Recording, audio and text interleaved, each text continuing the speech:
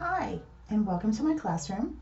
I'm Kara, and this is Let's Learn Cricut, and I hold all of my classes in this software.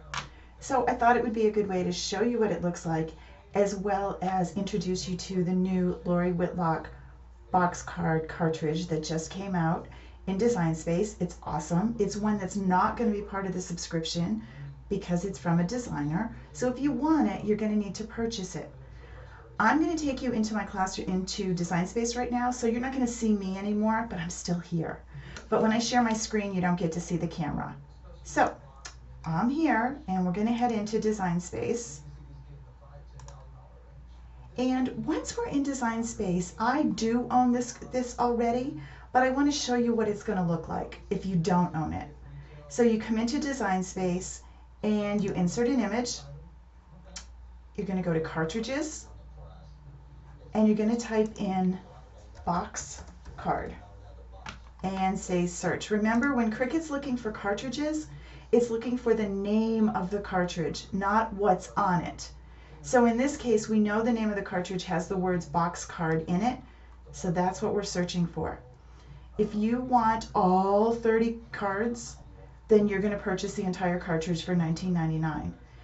If you just want one or two, you can click on View All Images, scroll down a little bit. Remember, it's not part of the subscription, even though this is showing here for you. Scroll down and you'll see that you can purchase each one of these cards for $1.49. Remember, once you purchase it, it's yours always. Something to look at. If you love box cards, then it's definitely a better deal to buy the entire cartridge. It's the digital cartridge. It will be available in Design Space right away. You're not going to get a physical anything in the mail. If you only want one or two of these, then $1.49 is not a bad deal.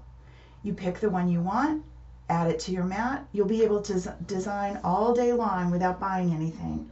Once you decide you like it and you're ready to cut it out, you will then be asked to pay for it. So, as I told you, I already have this. I need to cancel this, and I need to log in so that I can see that I already own it. Once I've logged in, next time I say insert an image, and I go to cartridges, and I search for box card. Now, when it comes up and shows me that, notice it says it's purchased. I already purchased it. I already own it. So I'm going to look at all 30 images, which is going to give me all the cards.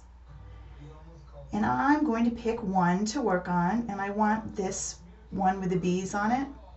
Remember, if you click on the eye, it tells you it's the just because box card or card card. I'm going to click on that and send it to my mat. Now, Lori Whitlock just posted on her blog a series of sizes recommended for each one of these cards. Those sizes allow you to put it into a purchased A2 size envelope, or you can make yourself an A2 size envelope. If you don't want to keep track of what those sizes are, I'm going to show you how to make the card the size that you want it to be. This works for all cards. If you end up with a group that comes in with an envelope and a card, keep them grouped together. In this case, because I want you to see it better, I'm going to change this yellow envelope to black so you can see the score lines better. You don't necessarily need to do that, but for our purposes here today, you'll be able to see the score lines much better. See them right there? Okay. I'm going to go out to the Insert Shapes, and I'm going to grab myself the square. I call this the sizing tool. Cricut calls it a square. And I'm going to change it to bright red so that you can see it really well. And I'm going to unlock the proportions so that I can set my sizes the way I want it. I'm going to go to the Edit panel, and I'm going to change my width to 5.5, and I'm going to change my height to 4.25.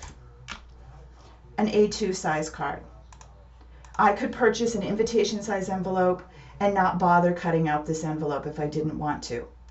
If I do, I'm going to set my sizing tool to the size I want. So when I cut my card out, it's going to fold up and fit into an envelope, and this is the size of the envelope right here. So I need to make this space equal this size. So I'm going to click on this. I'm going to zoom out a little so I've got lots of room, and I'm going to drag. I did not unlock the proportions of this because I want this to stay the same size. I want everybody to stay grouped together so that as I change the size, I don't affect the proportion, and all of these things will all fit together when they're cut out. Bring my little sizing tool in here, and I need to make this just a little bit bigger. And because every designer is a tad different, every image is a little bit different, after I do this, there's one more thing I need to double check to make sure all is going to work at the size that I want, because I could have made this a 5x7 card if I wanted. All right, we're pretty close. Notice my sizing square fits in there. I might want to make it just a little bit wider, so just draw it out a little bit more so it's a little bit bigger, because this card might be kind of thick and it needs a little breathing room inside there. So all is well. I've now made the card so that it will, when this envelope folds up, this is the space that will be allowed for the card. I'm going to move you over there. And the only thing I need to do is I need to make sure that this entire envelope will fit on my 12x12, just so that I know that ahead of time. Well, if I click on this though, notice I have this bounding box, this gray box that goes around all the grouped images. That's what the size is in here. It's not telling me the size of the bees or the size of the card or anything else. It's telling me the size of this bounding box. Well, I could count the little squares, but that would take me a while. The easiest thing to do is to go into the Layers panel, ungroup for a minute, be really careful, don't unsize anything, don't move anything, just click on the envelope. Now, notice the bounding box is just around the envelope. So when I go to the Edit panel, I can see that this envelope is going to be 8.64, 10.85 when it actually cuts out. When I fold it all up, it's going to fit this. But until then, it's going to be that size. That will fit perfectly on a 12x12. So I am good to go. I have sized my envelope and my card and all my little pieces to fit perfectly. I don't need to cut this sizing tool out.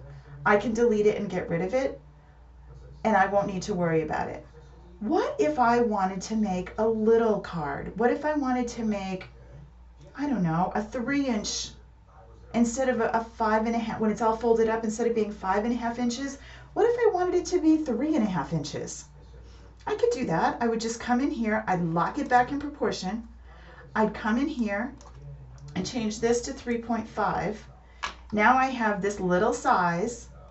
I regroup everybody else, because remember I ungrouped them to figure out my envelope size. Go into the Layers panel and group them back up, because I want to make sure that whatever I change everybody proportionately. I would then bring this little sizing tool back in, and oh, it kind of moves behind because we've done some stuff. Come up to the Arrange button, tell it move to the front. Going to click on the whole shebang, the whole family, and I'm going to shrink this down till this now fits in here. And now if I cut this out, this is the size my envelope is going to be. My envelope is going to be 3.5 by 2.7. Maybe I want a teeny little card. It would be a cute little gift card. I like things that are little anyway. But if I don't want to do that, I want to go back to what I had before. Remember, I can simply undo, or I can come to this and I can change this to 5.5, slide this back over on top, grab the whole family, and drag. I'm going to get that size the way I want it. Notice I'm not worrying about what size this is under here. I'm just making sure that it's going to fit that in there. And I'm good to go.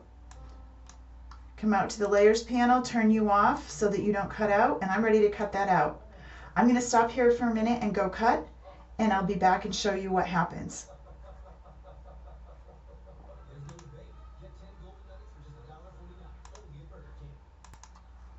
Okay, I've got my black mat loaded into my Explorer. I'm going to turn the camera on so you can see that in a minute. Notice it tells me to please load the scoring stylus into the accessory clamp A. Design Space knows I'm using an Explorer. If I were using an Explorer Air, it would prompt me when to change back and forth between the two. It knows I'm using an Explorer and I don't need to change. I just need to put my scoring stylus in.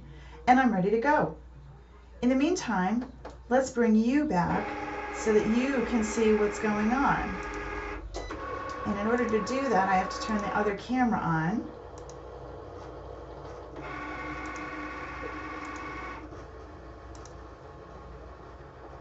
And you can see that my Explorer is cutting out. It just put its scoring lines in and it's going to cut. I'm going to go finish cutting this out and I'll be right back to tell you what we've got.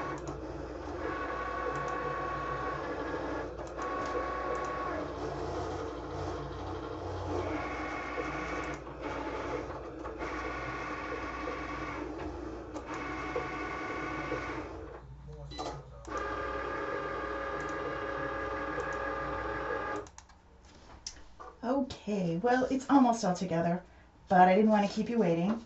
Here's our envelope. Here's our card. It folds flat. See, it was a square. Folds flat.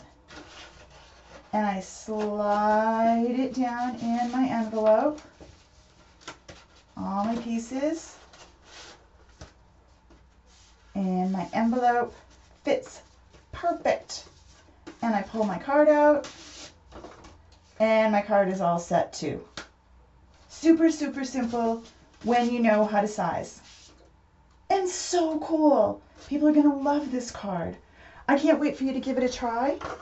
And if you want to join us here in the classroom, you can pop over to karamiller.com and check out what are some upcoming classes. See you soon. Bye-bye.